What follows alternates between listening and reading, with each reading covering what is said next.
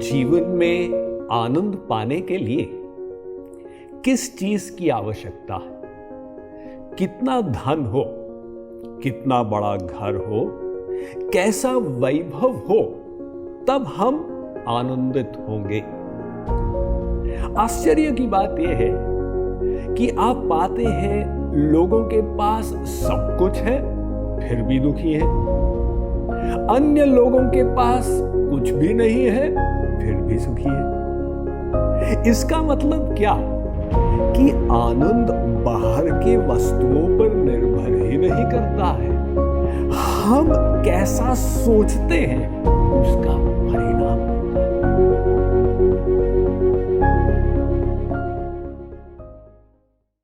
हम लोग तो बाहर आनंद के लिए भागते चले जाते हैं। एक राजा था, अपने महल के छत पर टहल रहा था और अपने दुखों से परेशान था। रानी बात नहीं मानती, राजकुमार बेवफा हो रहा है, वहां एक खंड का विद्रोह चल रहा है राज्य में। जब उसे हंसने की आवाजें आई, महल के बगल में एक गरीब परिवार की झोंपड़ी थी और परिवार बड़े आनंद से हंस रहा था। राजा को आश्चर्य हुआ कि मेरे पास इतना वैभव है फिर भी दुखी हूं, ये परिवार इतनी निर्धन अवस्था में सुखी कैसे है? उसने अपने मंत्री को बुलाया। मंत्री, ये परिवार के सुख का रहस्य क्या है? मंत्री ने कहा, राजा साहब, आपको इतना अमूल्य ज्ञान चाहिए, इसके लिए आपको मुझे 99 सोने के सिक्के देने होंगे। राजा ने कहा, 99 सोने के सिक्कों से ज्ञान की एक बिंदु मिल जाए, सूत्र मिल जाए, बहुत बढ़िया है। सेवकों को कहा, व्यवस्था करो। सिक्के लाए गए। मंत्री ने उनको एक कपड़े में बांधकर उनकी पोटली बनाई। रात्रि का समय था। मंत्री ने उस गरीब परिवार की कुटिया के सामने पोटली को फेंक दिया।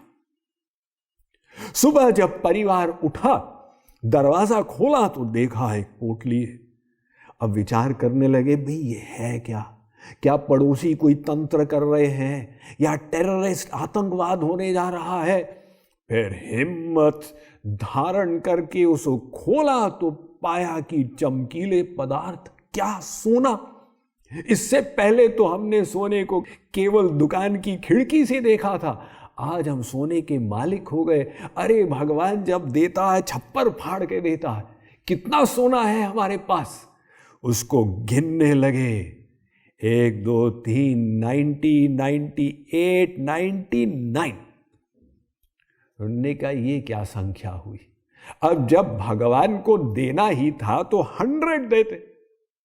जैसे कोई क्रिकेटर टेस्ट मैच में इंडिया का यदि 99 पे आउट हो जाए तो पूरा भारतवर्ष शोक मनाता, अरे भाई ये तेंदुलकर ने अपनी सेंचुरी क्यों नहीं पूरी की? तो इसी प्रकार से उस परिवार की हालत हो गई। उन्होंने सोचा, कोई बात नहीं, भगवान ने हमको 99 सिक्के दिए हैं, 100वां हम स्वयं कमा के खरीदेंगे। अब योजना बनाई, प्रतिदिन हम इतनी बचत करेंगे, इतने मास के बाद इतने पैसे से हम खरीद लेंगे। जिस दिन बचत नहीं होती थी, घर में झगड़ा शुरू हो जाए। पति कहे, तुमने ज्यादा पैसा खर्च कर दिया, दाल में घी डालने की आवश्यकता क्या थी? पत्नी कहे, आपने ठीक ठीक कमाई नहीं की, ग्राहक से झगड़ा क्यों किए? तो धीरे धीरे घर की शांति खत्म हो गई। 1 मास के पश्चात राजा महल की छत पर पूर्ववत टहल रहा था। उसी कुटिया से झगड़े की आवाजें आने लगी। राजा को आश्चर्य हुआ, ये परिवार में इतना परिवर्तन कहां से आ गया? मंत्री, इनको हो क्या गया? मंत्री ने कहा, राजा साहब, इसे कहते हैं 99 का चक्कर। ये परिवार 99 के चक्कर में फंस गया है। ये सोच रहा है मेरे पास जितना है ये सुखी होने के लिए पर्याप्त नहीं है। मेरे पास केवल 99 ही है। पहले उनके सुख का कारण ये था, वे प्रेजेंट मोमेंट में जी रहे थे। जितना भगवान ने दिया जश्न मनाओ, आनंद मनाओ। अब आप लोग सोचें, क्या हम सब लोग 99 के चक्कर में नहीं फंसे हुए? जो इस प्रवचन को सुन रहा है, सबके पास खाने को 2 रोटी है, पहनने को 2 कपड़े हैं, तो फिर ये हाय हाय हाय हाय क्यों हो रही है? नहीं साहब, केवल 3 बेडरूम का मकान है, 4 बेडरूम का हो तब आनंद मिलेगा। मैं तो डेप्यूटी मैनेजर हूँ, जब जनरल मैनेजर बनूंगा तब आनंद मिलेगा। बस इसी भाग दौड़ में हम चलते रहते हैं। अब हमारे भारतवर्ष में लोगों को लगता है कि साहब यहाँ तो क्या इतना आनंद नहीं है, सबसे समृद्ध देश है अमेरिका, वहाँ पहुँच जाए तो आनंद होगा। तो मैं जाता हूँ अमेरिका प्रतिवर्ष, पूछता हूँ उनसे, वहाँ के भारतीयों से, कि हमारे भारतवर्ष में लोगों को ऐसी मान्यता है कि अमेरिका में रहने वाले सुखी होंगे, आप लोग सुखी हो क्या? अरे स्वामी जी क्या बताएं, वही कथा है यहाँ पर भी। लेकिन भारतीय नहीं माने, अमेरिका में रहते हैं, कैसे सुखी नहीं हो सकते? अब अमेरिका में फ्लोरिडा है दक्षिण में, वहाँ पर मेरा प्रवचन टैंपा नगर में चल रहा था। तो अंतिम दिन एक गोरी महिला ने मुझसे पूछा, स्वामी जी आपका अगला प्रवचन कहाँ है? मैंने कहा न्यूयॉर्क में। न्यूयॉर्क, उसकी आंखें खुल गई, अरे आप तो आनंद की नगरी में जा रहे हो। तो मैं जब न्यूयॉर्क पहुंचा, मैंने कहा बाकी का अमेरिका न्यूयॉर्कर्स के बारे में ये सोचता है, आप लोग सुखी हो क्या? उनसे पूछने की आवश्यकता नहीं है। वो जब मेट्रो में जाते हैं ना, जैसे हमारे बंबई वाले जाते हैं, तो बुरी हालत तो हो ही जाती है, सब आनंद निचोड़ लिया जाता है। न्यूयॉर्कर्स के चेहरे को देख के पता चल जाता है कितने दुखी हैं। किंतु हर व्यक्ति इस भ्रांति में है, मेरे पास जितना है वो सुख के लिए पर्याप्त नहीं है, मैं तो करोड़पति हूँ। तो अरबपति सुखी होगा, अरबपति कहता है बिल गेट सुखी होगा।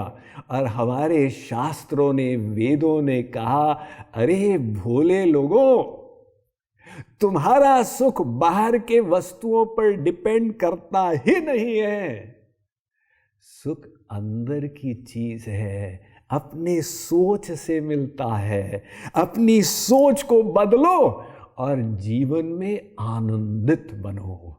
तो आज की शिक्षा ये है कि हमें इस भ्रांति से बच के रहना है कि हमारा सुख वस्तुओं से मिलेगा, वरना हम जीवन भर भागते चले जाएंगे, वहां पहुंचेंगे तब आनंद मिलेगा। एक भारत के प्रसिद्ध इंग्लिश राइटर हैं रस्किन बॉन्ड, उन्होंने कहा भाई देखो, जीवन में 2 ही निराशाएं हैं, किसी चीज की आशा की और नहीं मिली तो निराश हो गए, और दूसरी उस चीज की आशा की और मिल गई, पाया कुछ सुख तो था ही नहीं। तो हम भागते जा रहे हैं एक लक्ष्य तक पहुंचने के लिए, यात्रा दुखमय है इस आशा में कि लक्ष्य सुखमय होगा, और अगर लक्ष्य ही बेकार निकला तो जीने की कला ये है कि हमें इस यात्रा को आनंदमय बनाना है, और आनंदमय बनाने के लिए समझे रहना है कि वस्तुओं से हमें निरपेक्ष रहकर विचारों पर अपना कार्य करना है, और सुखी विचारों को चुनने की कला को सीखना है। आज हमने ये दूसरी शिक्षा प्राप्त की, इसी को कल और आगे बढ़ाएंगे।